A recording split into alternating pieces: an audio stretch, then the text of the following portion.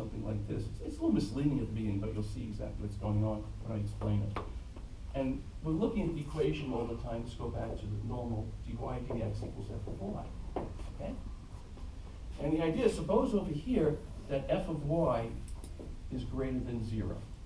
Okay? Well, that means that the function is going to want to increase over here, right? Go like that. And suppose over here we have a condition where f of y is negative. The slope is negative, so it's going to decrease. Okay? Let me draw for you that in the normal plane that we usually do. Okay? So what happens? Here's our xy plane, right? I'll just draw y equal to c over here. It doesn't matter if it's positive or negative. Okay? And what does this crazy diagram on the top say? It says that the slope is negative when you're above the equilibrium. So therefore, it's going to basically fall like this, right? And similarly, according to this diagram, when you're below the equilibrium, the derivative is positive, so it's going to increase. So it's going to look like this. Okay? I prefer this type of diagram because I think it's more indicative of what's going on. Okay? So what happens, we would say in this case that the equilibrium solution y equals c is asymptotically stable. Okay? And you see, why is that? Because, again, think of the autopilot in the airplane. It wants to be basically a level flight, say y equals to c, constant speed, whatever. And what happens, because of a wind gust, it pushes it up. You're operating here for a while, wind gust comes, puts you on this curve, right? But it's okay, because what's going to happen as time goes to infinity, it's not going to be catastrophic. The solution is going to approach the desired equilibrium. Similarly, the wind gust can go the other direction. Now you're going to be pushed onto this curve, and the beauty now is as time goes on, usually x is time, okay? It's going to go back to the equilibrium, okay? So that's a good control system. It's called a stable equilibrium. So we call that point, in this case, we say y equals c is asymptotically stable.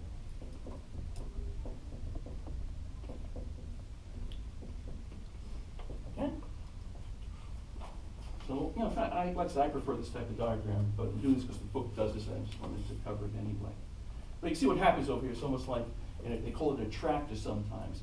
Because you're above over here, what happens? The solution tends to go to the equilibrium. Over here, it tends to go equilibrium. And the real picture is over here. Okay? So what happens is that a small perturbation, although it'll put you off the desired curve, because it's a stable equilibrium, it's going to come back. Okay? So that's stable. Okay, let's do the worst case now. You can imagine what that is, the unstable case.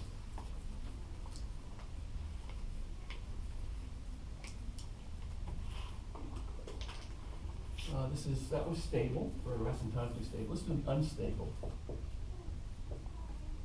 Okay, what's that going to look like? Well, if you draw that diagram again, there's the equilibrium y equal to c. Okay. Now what's going to happen? Above here, f of y is positive, so it's going away from the desired equilibrium. And similarly over here, how do you get away from the equilibrium? Slope is negative, so it decreases. Okay.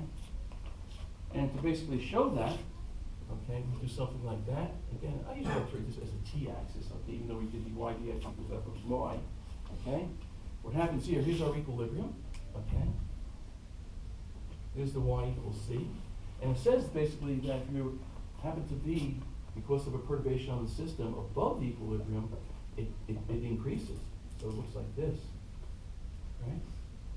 As soon as below, it has a negative slope, so it's going to go like this. That could be catastrophic. Okay?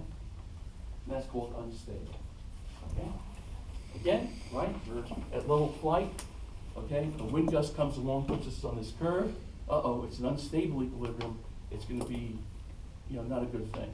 Okay? The control system will not be able to handle it. Okay? So you'll find out when you work and take courses in control, one of the things they always talk about is this equilibrium point stable or unstable? And how do I design the system so that happens? Okay. Now notice also that because usually people talk about the x-axis being time, I call this unstable. And if you look at when t goes to minus infinity, they actually approach each other. So don't make the mistake of saying, oh, wait a minute, on this side it's stable, here it's not stable. You basically, because it comes from, this thing is motivated by real systems where the independent variable is time, you're always looking for t increasing, okay? And you see that they're diverging, right, from the equilibrium, so it's unstable, okay? So I can see someone looking at this saying, wait a minute, if I go over here, they're coming together, okay? But it's increasing time that you're talking about. That's why it's important to think of dy dx equals f of y as dy dt equals f of y, because it's time that you're interested in, okay? And then we have, of course, the semi-stable case. You can guess what that is. You know, you've got kind of a mixture of the two, okay? Doesn't matter which one, okay? Here's C. Let's make it unstable over here, okay? So f of y is positive, right? And down here we'll make it stable, so f of y is positive, okay? And the diagram over here, if this is the t-axis, here's your equilibrium solution, y equal to c. And I'm saying if you're above there, you have a positive slope, so you're going away, and over here you have a positive slope, so you're going like this, okay? Now, why really semi-stable is just as bad as unstable, okay? Because when you're doing something like, I can always give this example of the aircraft and the wind load, those are random, okay? Yeah, if you're lucky enough that basically you put on this curve, you'll be stable. But there's equal probability that you'll be put on this curve and it's unstable, okay? So semi-stable isn't really good either, okay? One could argue that well, it's a little better than unstable, but in practice, no, okay? Because each one is equally likely, okay? So you want to have this type of behavior, not any of those two, okay? And all this comes just from looking at the autonomous equation and writing those equilibriums. So again, I think in retrospect, you can see how interesting this is, the fact that all we did is we started with the differential equation dy dx equals f of y. We recognized that wherever the right-hand side went to 0, that was a solution. These are, you know, constant solutions. And those are the only constant solutions of the equation, by the way, right? And then you just graph them. You get the, in this case, the ty plane is then broken up into regions. And just looking at the slope, because we know in each strip the slope has to be the positive and negative, you can get a pretty good idea of what the solution looks like. Oh, and one thing which I forgot to do when I did that, I'm sorry about that. Remember I just did the population one and I erased it before, okay? But I wanted to show you, if you look back in your notes, okay, this is where we did this one, the p dt was p parentheses, was it a minus bp? Mm-hmm. And A and B are positive. And I showed you the solution for all three cases, right? It comes out that the analytical solution for this can be obtained without too much work. We'll do this later on. It comes out to be A over B plus an arbitrary constant e to the minus a2. Okay? So you tell me now which one is more useful, okay? The one when we analyze an autonomous equation or that? Because you look at that, you know, you're showing out, see when t goes to infinity, that goes to 0, then it goes to a over b. But I think the picture that we drew, just based upon the equilibrium solutions, p equals to 0, p equals a over b, were much more informative in the sense of getting a qualitative feel of what was going on. So you see sometimes even though you have what you would think would be the best type of solution, namely a closed form ample solution, okay, sometimes the qualitative approach gives you more information. Okay? Of course, if you need real numbers, this would be preferable because you get the exact value of plugging in the right value of t and getting the constant from the initial conditions. Okay, so that finishes it for autonomous equations. Okay, what we want to do now, the next topic, is not spend too much time because you've done this in calculus already, but you know, to make the course complete, I should cover it, and we'll probably do homework on this. Okay. And so I'll send you an email today. I'll probably give a homework on this that will be due Wednesday. Okay, I like to give at least a week, but this one is, you'll have no trouble doing it. I mean, I could probably even skip this part of the lecture and there'd be no harm, but let's do it anyway. Okay, this is called separable equations. And for good reason, as you'll see in a second. Do this Wednesday or next Wednesday? Hmm? Do this Wednesday or yeah, next? Yes, Wednesday. Is that okay? Okay. Yeah. Like I said, I'm not going to give that many, and it'll be, these things you could probably do, you know, when you're watching TV. They're so simple. Okay. So we've got dy dx equals a function of x times a function of y. Okay?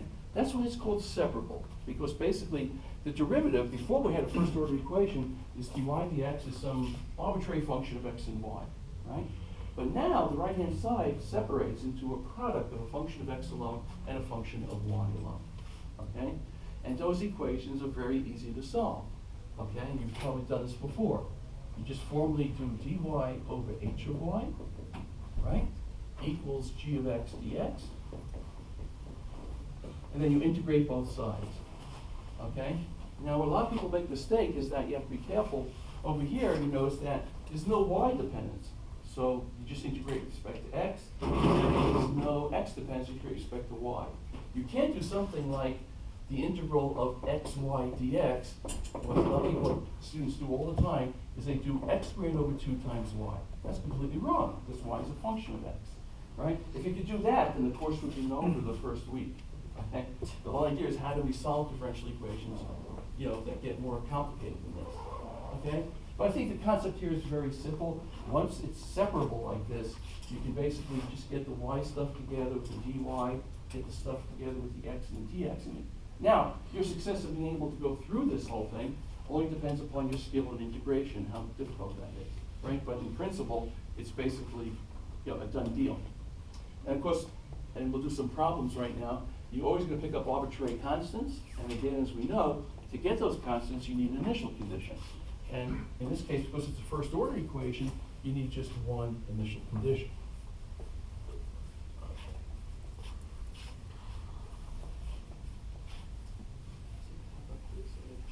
Okay. Let's see the first guy over here. Okay. So here's the first example. Some of these are in the book, some I got from other books. Okay, try to get a good sample. Suppose I have dy dx is equal to y over x plus 1. Okay. Now, is that a function of x times a function of y? Sure it is, right? The g of x is 1 over x plus 1, and the h of y is y. So you can see right away what happens. You get a dy over y equals dx over x plus 1. Okay? And then we'll integrate both sides. Now, sometimes you have to be careful, like you have to do log of absolute y, okay? But I'll show you in applications why many times you can just do log y, okay? Because what happens is that usually you're doing a problem and you'll have an initial condition, and you'll know if you have to do log of y or log of negative y, that type of thing. Okay, but let's just integrate both sides. Let's assume for the time being that y is positive and x plus 1 is positive, okay? Well, then we have the log of y equals what? On the right-hand side, log of x plus 1 plus an arbitrary constant. Let's just call it c1. Now, I'm going to be freely using properties of logarithms. Like I said the first day of class, that you're responsible for. I'm not going to review that. So if I'm doing things with logs and say, well, I don't remember that, please go back and review it, okay? Because you have to be adept at all the laws of logarithms to get these things, you know, to get the right answer at the end. Okay, so I got log y equals log of x plus c1 plus an arbitrary constant. We want to solve for y in terms of x, okay? So what I suggest you do in this case is just bring the log on the other side, log y minus the log of x plus 1 equals an arbitrary constant, okay? Well, you have to remember that log a minus log b is the log of the quotient, right? So, from our elementary knowledge of logarithms, this becomes a log of y over x plus 1 equals an arbitrary constant. Now remember, sometimes you won't be able to get an explicit solution. Now we study those implicit solutions, but here the idea is that if you're given a differential equation, you must get y in terms of x, okay, or do your best at that, okay? So if you left it like this, you'd really lose some kind of credit because you can get y in terms of x very easily. Think of the definition of the log. If the log of some junk is equal to c1, then it just says that that junk is the exponential c1. That's the definition of a log, right? So the next step would be y over x plus 1 is e to the c1, okay? Now remember, c1 is an arbitrary constant, so let's just call this c2. Who cares, right? Okay? Because at the end, we just want to get one arbitrary constant. Why call it e to c1 if I just call it c2? Okay? So, we now can just easily get y is a function of x. We get some arbitrary constant, let's call it c times x plus 1.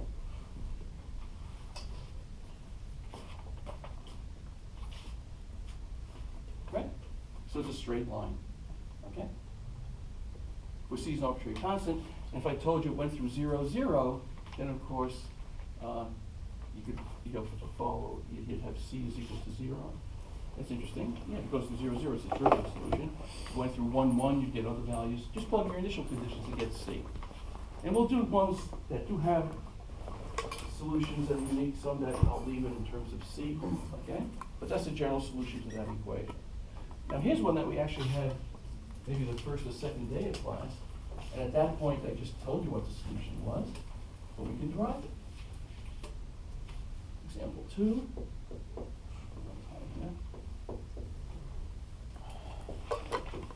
Okay, here, look at the differential equation.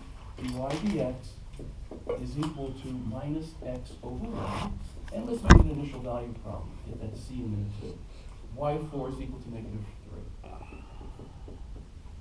Okay. You'll notice that the differential equation is undefined when y is equal to 0. That's called a singular point. Okay?